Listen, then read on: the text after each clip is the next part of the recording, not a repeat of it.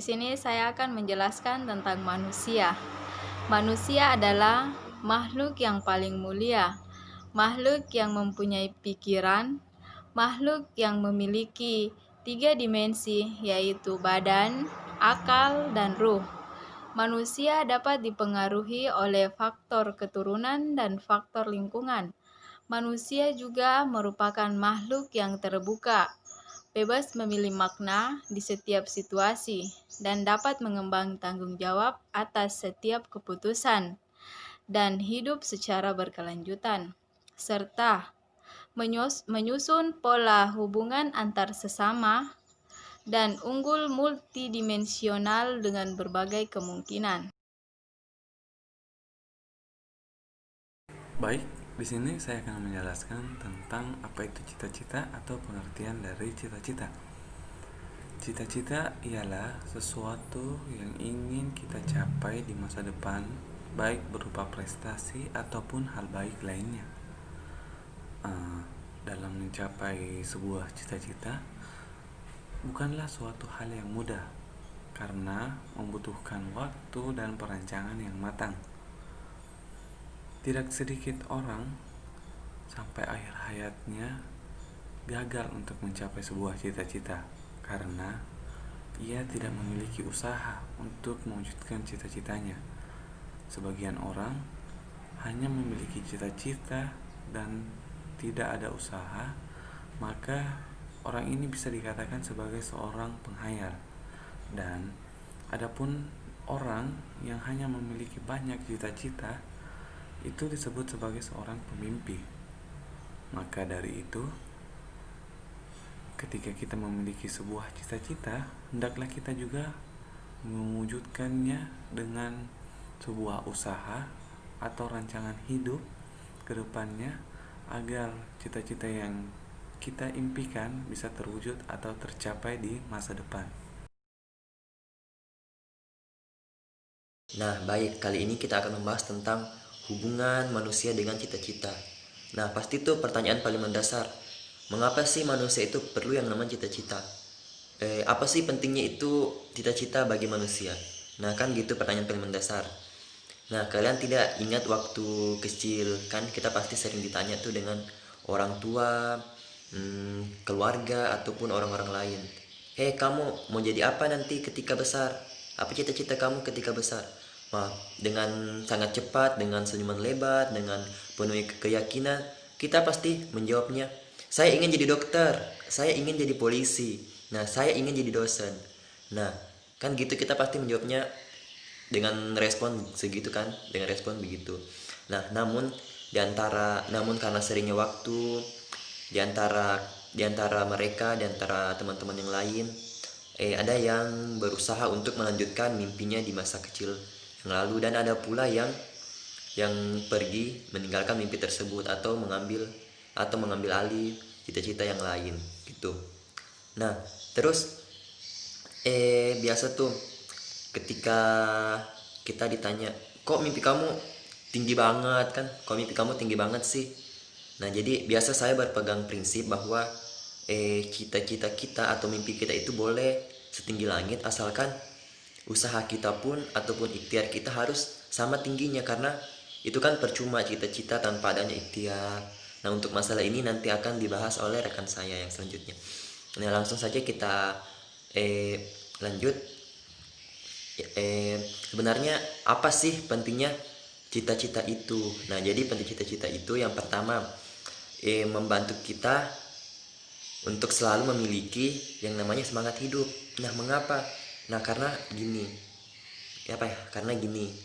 Andai kita sudah memiliki namanya tujuan, target, toh kita memiliki sudah namanya target dengan tujuan. Jadi kita sudah pasti memiliki semangat hidup. Oh, saya ingin jadi ini. Pasti dengan seiring waktu pasti kita akan berusaha lah, misalnya si A, dia mempunyai cita-cita ingin jadi dokter. Jadi dia pasti berusaha dengan sekolah bersungguh-sungguh. Pokoknya berbagai cara yang dia lakukan. Dia sudah mempunyai namanya tujuan hidup. Nah, selanjutnya terhindar dari depresi. Nah, mengapa kita terhindar dari depresi? Nah, karena kita sudah memiliki yang namanya tujuan hidup. Tujuan hidup tadi ini kita ini mempunyai namanya cita-cita. Nah, Mengapa kita bisa terhindar yang namanya dari depresi? Karena sebagian dari kita itu beranggapan hidup saya ini tidak berarti, gitu kan. Nah, dengan adanya cita-cita tadi, dengan adanya tadi tujuan hidup tadi, kita menjadi lebih yang manusia lebih apa ya?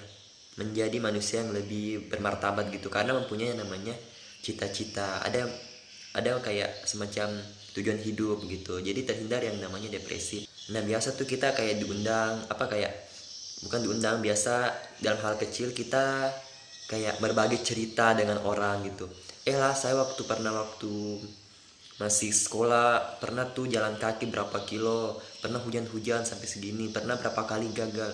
Nah, tanpa kita sadari kita sudah berbagai cerita, berbagai pengalaman hidup, sehingga orang yang mendengarkan menjadi terinspirasi gitu, menjadi motivasi buat si pendengar tadi. Nah, selanjutnya mengubah sudut pandang kita menjadi lebih positif. Nah, sehingga kita bisa meninggalkan hal-hal negatif yang menjadi penghalang kita. Nah, misalnya saya tadi si A ini mempunyai cita-cita ingin jadi dokter. Nah, dia pasti berpikir terus, berpikir positif terus. Nah, itu si B kok bisa, saya nggak bisa. Nah, dia berpikir terus, pasti saya bisa, saya harus belajar. Apa bedanya saya dengan dia, kan gitu. Kalau berpikir negatif, kan ada yang sebagian orang berpikir negatif, misalnya, nggak mungkin, saya dari kalangan ekonomi rendah gitu kan. Itu hal-hal negatif semua. Jadi kita bisa mengubah sudut pandang kita sehingga menjadi lebih positif lagi. Nah, terus yang poin terakhir, kita apa ya? Karena tanpa cita-cita itu kita tidak tahu, kita tidak akan bisa kemana-mana karena tidak mempunyai namanya tujuan hidup gitu. Anggaplah, saya kasih contoh, sebuah teman kita datang ke rumah, dia mempunyai target ya. Di sini saya ambil sisi lain, cita-cita itu kayak target di contoh ini. Jadi dia ke rumah tuh datang, temenin saya bro untuk ke mall gini. Jadi dia targetnya tadi si B ini ingin membeli sebuah handphone di mall kan gitu. Jadi kita ikut doang gitu ke mall. Pas sampai di mall dia beli handphone. Nah, kita juga ikut karena padahal kita tadi awalnya tidak mempunyai namanya target. Kalau beda dengan tadi dia mempunyai target. Nah, terus sampai di rumah, lah kok saya beli handphone padahal nggak ada target. Nah, itu karena kita tidak mempunyai maksud. Sama halnya misalnya aku ibaratkan lagi dengan air tuh air. Dia air tuh mengalirkan dari yang tinggi ke rendah kan, mengalir. Karena tidak ada namanya tujuan targetnya. Jadi habis doang, jadi mengalir terus itu. Jadi itulah pentingnya mengapa manusia perlu yang namanya cita-cita. Jadi itulah maksudnya hubungan manusia dengan cita-cita. Jadi manusia tanpa cita-cita itu dia tidak mempunyai namanya semangat hidup, dia tidak mempunyai namanya target. Oke? Assalamualaikum warahmatullahi wabarakatuh. Di sini selanjutnya kita akan membahas tentang faktor-faktor yang mempengaruhi cita-cita. Yang perlu kita pahami dulu, cita-cita itu apa? Cita-cita yaitu keinginan seseorang atau mimpi seseorang yang akan pribadi kita wujudkan di masa depan nanti. Nah, faktor-faktor yang mempengaruhi cita-cita tersebut, yang pertama, tidak adanya usaha. Maksudnya itu tidak adanya usaha, kita percuma punya niat atau keinginan besar tapi tidak adanya usaha, itu percuma saja. Yang kedua, minimnya pengetahuan. Minimnya pengetahuan itu maksudnya kita tidak mengetahui apa yang kita tahu ke depannya, apa cita-cita itu apa, sampai kita tidak memikirkan keinginan kita itu mau jadi apa ke depannya. Nah, yang ketiga, faktor kurangnya berdoa atau tidak adanya berdoa, itu percuma saja. Kita berusaha tapi tidak berdoa, itu sangat sia-sia. Maka dari itu ada saatnya atau perlu kita ikhtiar yaitu berdoa dan berusaha agar usaha kita tidak sia-sia. Nah, yang keempat itu faktor pergaulan. Maksudnya faktor pergaulan itu seperti di zaman sekarang. Di zaman sekarang pergaulan itu sangat bebas. Semua orang berhak bergaul sama siapa saja, tetapi kadang kita memikirkan kita hanya ikut-ikut teman, mau masuk ini, mau masuk itu. Jadi kita itu dari faktor pergaulan itu kita terikut, bukan dari diri kita sendiri.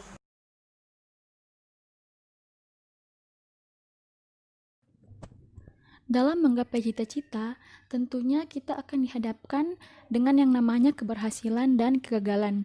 Yang pertama, saya akan menjelaskan tentang keberhasilan. Keberhasilan adalah pencapaian hasil terhadap usaha seseorang berdasarkan dengan kemampuan dirinya sendiri. Adapun faktor-faktor pendukung terjadinya keberhasilan, yang pertama yaitu kemauan yang keras.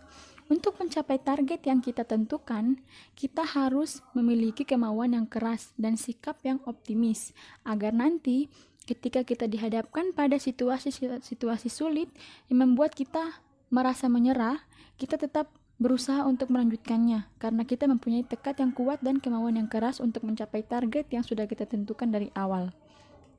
Faktor yang kedua yaitu disiplin. Disiplin di sini contohnya disiplin dalam waktu.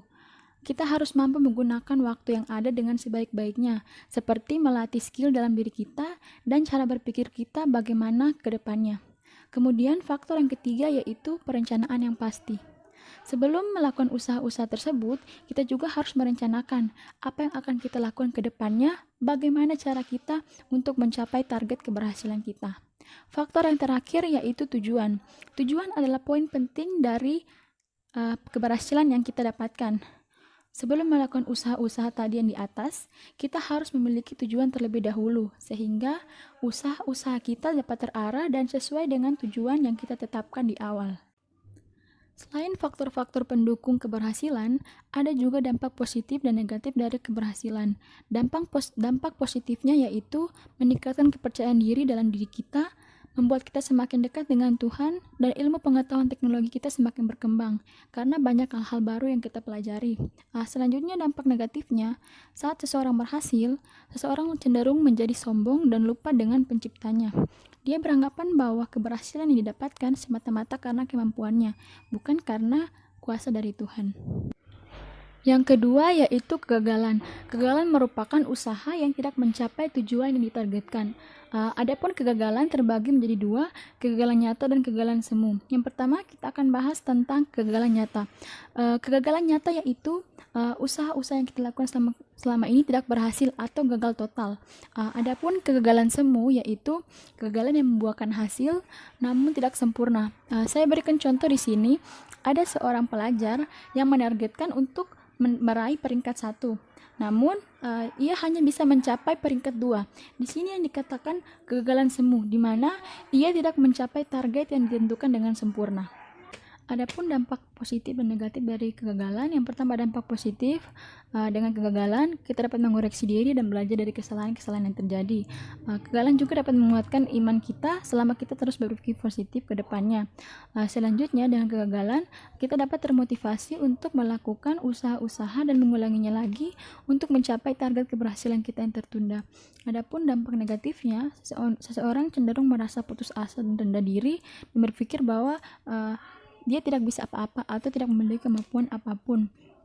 Selanjutnya, kegagalan juga membuat seseorang jauh dari Tuhan dan saking frustasinya memilih bunuh diri karena usaha-usaha atau kerja kerasnya selama ini tidak membuahkan hasil apapun. Jadi, berhasil atau tidak berhasil usaha kita selama ini, kita harus mampu berpikir positif dan optimis. Bisa jadi kegagalan kita saat ini merupakan pintu pertama kita untuk mencapai keberhasilan kita yang tertunda. Karena kita harus percaya bahwa Tuhan sudah menentukan masa depan yang terbaik sesuai dengan porsi kita masing-masing. Terima kasih.